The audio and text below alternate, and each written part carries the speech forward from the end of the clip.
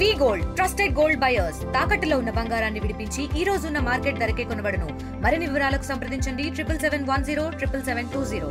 విశాఖలో సిఐఎస్ సదస్సు ఫస్ట్ రోజు కూడా దగ్గర ముగుస్తున్నటువంటి పరిస్థితులు కనిపిస్తున్నాయి.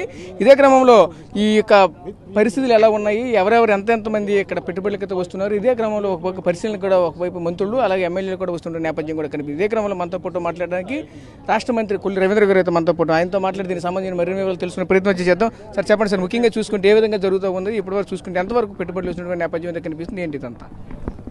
ఇవాళ ఆంధ్రప్రదేశ్ రాష్ట్రంలో జరుగుతున్నటువంటి పార్ట్నర్షిప్ సమ్మిట్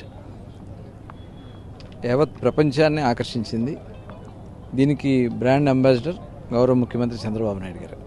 ఎందుకంటే గతంలో కూడా 2014-19 కూడా ముఖ్యమంత్రిగా 3 సార్లు ఇక్కడ సమ్మిట్ని ఇదే విశాఖపట్నంలో చేసుకోవడం జరిగింది. ఆ రోజు కూడా చాలా పెద్ద ఎత్తున ఇన్వెస్ట్మెంట్స్ వచ్చినాయి, చాలా గ్రౌండ్ అయినాయి. కానీ తర్వాత వచ్చినటువంటి గవర్నమెంట్ తీసుకున్నటువంటి నిర్ణయాల వల్ల అవన్నీ వెనక్కి వెళ్ళిపోయినాయి.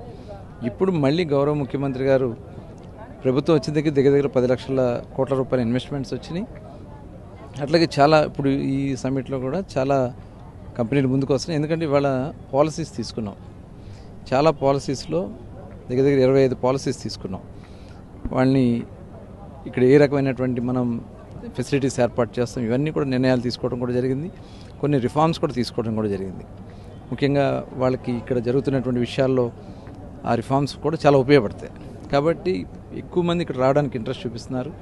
ఎందుకంటే ఇవాళ అమెరికా తర్వాత అతిపెద్ద క్యాంపస్ని గూగుల్ వాళ్ళు కూడా ఇక్కడ ఏర్పాటు చేయటం, ఇదంతా కూడా గౌరవ ముఖ్యమంత్రి గారి మీద నమ్మకం, ప్లస్ తీసుకునేటువంటి నిర్ణయాలు చాలా ఫాస్ట్గా నిర్ణయాలు తీసుకుంటున్నాము. స్పీడ్ ఆఫ్ డూయింగ్ బిజినెస్ పేరుతో లోకేష్ గారు కానీ మొత్తం యావత్ టీం అంతా కూడా చాలా అద్భుతంగా వర్క్ చేస్తూ ఉన్నారు. దానివల్ల ఇవాళ ఇన్వెస్ట్మెంట్స్ వస్తూ ఉన్నాయి. ఇవాళ ముఖ్యంగా ఏంటంటే ఈ విశాఖ స్పెషల్ ఎకనామిక్ జోన్ కింద కూడా దీన్ని దాదాపు 9 జిల్లాల్ని ఈ జోన్ కింద గవర్నమెంట్ ఆఫ్ ఇండియా ఇచ్చినటువంటి 4 సిటీస్లో ఈ జోన్ కూడా పెట్టడం కూడా జరిగింది. డెఫినెట్గా దీనికి ఆంధ్ర రాష్ట్రానికి ఈ సమ్మిట్ చాలా ఉపయోగపడుతుంది. పెద్ద ఎత్తున దాదాపు 40 దేశాల నుంచి దగ్గర 200 మంది పైన రిప్రజెంటేటివ్స్ రావడం, ఆల్ ఇండియాలో ఉన్నటువంటి ప్రముఖులందరూ కూడా రావడం, ఇది నిజంగా ఆంధ్ర రాష్ట్ర ముఖ చిత్రాన్ని మార్చడానికి ఇది ఉపయోగపడుతుందని భావిస్తాను. అంటే ఎంతవరకు పెట్టుబడులు వచ్చాయి? నేను చూసుకున్న 3 లక్షల కోట్ల పైన అయితే నిన్న ఎంఓయూ కుదుర్చుకున్న నేపథ్యం. ఎందుకంటే ముందుగానే అయితే మనకి ఈ సమ్మిట్ జరుగుతున్నటువంటి తరుణంలో ముందుగానే ఒకరోజు ముందుగానే వచ్చి ఒప్పందాలు కుదుర్చుకునే నేపథ్యం అయితే కనిపించింది. దీన్ని ఎలా చూడాలి? ఈరోజు సుమారు ఎంతవరకు వచ్చాయి? అంటే ఇప్పుడు చాలామంది వస్తున్నారు, కానీ డెఫినెట్గా గ్రౌండ్ అయ్యే మాత్రమే ఇనిషియేటివ్ తీసుకోవడం జరుగుతుంది. దాంట్లో నిన్నటికి కానీ ఈరోజు కానీ దగ్గర ఒక 10 lakh crores వరకు జరుగుతుందని చెప్పి భావిస్తున్నాం.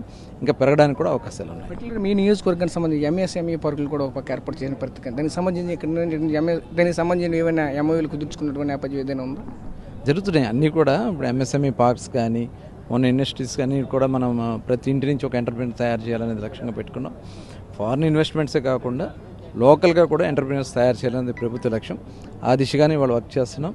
వాళ్ళకి ఇన్సెంటివ్స్ కూడా ఇచ్చి కొన్ని పాలసీస్ కూడా వాళ్ళకి అప్లికబుల్ అయ్యే విధంగా కార్యక్రమాలు చేస్తాం. మీ శాఖకి సంబంధించినటువంటి ఏమైనా ఇన్వెస్ట్మెంట్స్ ఏమైనా ముందుకు వచ్చేటువంటి ఎవరైనా ఉన్నారా, ఏమైనా క్వాలిటీగా అందించేటువంటి అటువంటివి? ఆల్రెడీ మేము అది ప్లాన్ చేస్తూ ఉన్నాం. ఇప్పుడు ఆల్రెడీ ఇండస్ట్రీస్లో అవన్నీ వస్తూ ఉన్నాయి. అవి కాకుండా మైనింగ్ వర్క్షాప్ కూడా ఒకటి కండక్ట్ చేయడానికి రాబోయే 2-3 నెలల్లో వర్క్షాప్ కూడా కండక్ట్ చేసి ఆ రోజున ఇంకా ఏదైతే వాల్యూ ఎడిషన్ చేయడానికి కావాల్సినటువంటి అవకాశాలన్నీ కూడా స్థానికులతోనే ఏర్పాటు చేసి ఆ ఇండస్ట్రీస్ పెట్టడానికి నిర్ణయాలు తీసుకోవడం జరుగుతుంది. Thank you sir. సో చూసాం కదా, ముఖ్యంగా చూసుకుంటే ఒకటే చెప్పుకొస్తున్న నేపథ్యం అయితే కనిపిస్తుంది. ఏదైతే దీనికి సంబంధించిన సిఐఏ సంబంధించిన సమ్మిట్లో ఇప్పటికే కొన్ని లక్షల కోట్ల రూపాయలు అయితే మాత్రం ఇన్వెస్ట్మెంట్ అయితే తీసుకున్నటువంటి పరిస్థితి కనిపించాయని చెప్తున్నారు. ఇప్పటికే దీనికి సంబంధించి ప్రతిదీ కూడా ఒక పాలసీ రూపంలో తీసుకుంటున్నారు. ఎవరైతే బేస్ ఎక్కడైతే ఉంటారో వాళ్ళు మాత్రమే మనం అయితే సెలెక్ట్ చేసుకుంటున్నట్టు కూడా చెప్పుకోసం నేపథ్యం కూడా కనిపిస్తుంది. ప్రస్తుతం ఇది ఇక్కడ తాజా పరిస్థితి. కెమెరా పర్సన్ నాయుడుతో ఆర్టీవీ విశాఖ నుంచి. చరిత్ర సృష్టించినోడు ఇప్పుడు ఆ చరిత్రని తిరగరాయబోతున్నాడు. అబద్ధాల గోడల్ని బద్దలు కొట్టి నిజాలను రాగా మీ ముందుంచబోతున్నాడు. నిజమైన వార్తల కోసం వెంటనే డౌన్లోడ్ చేసుకోండి రా యాప్ని.